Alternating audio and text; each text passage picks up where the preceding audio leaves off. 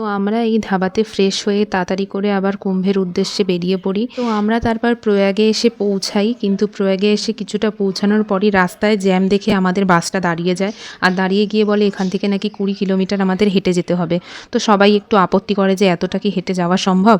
তো বাস তখন ঠিক করে, যে ছিল আর কি আমাদের নিয়ে গেছিলো ট্যুর গাইড, তিনি যে বাস যেখানে পার্কিং করার সেখান অবধিই যাবে। তো বাসে করে আসতে আমাদের কষ্ট হয়নি, কারণ জ্যাম থাকলেও বাসটা আস্তে আস্তে ঠিক এগিয়েছে। তারপরে আমরা যেখানে পার্কিং সেখানে এসে পৌঁছাই, আর সেখান থেকে আমরা একটা ছোট হাতি ঠিক করে কয়েকজন গ্রুপ বানিয়ে আর কি সঙ্গমে যাওয়ার জন্য বেরিয়ে পড়ি। কিন্তু এই গাড়িটা পুরো সঙ্গম অবধি যায়নি, সঙ্গম থেকে 1 কিলোমিটার আগে পর্যন্ত আমাদের নামিয়ে দিয়েছিল। তো কিছুটা হলে হাঁটতেও হবে। তো সঙ্গমে এসে পৌঁছানোর পরে আমরা বেশ ভালোভাবে ফাঁকায় ফাঁকায় স্নান করি, একটুও কষ্ট হয়নি।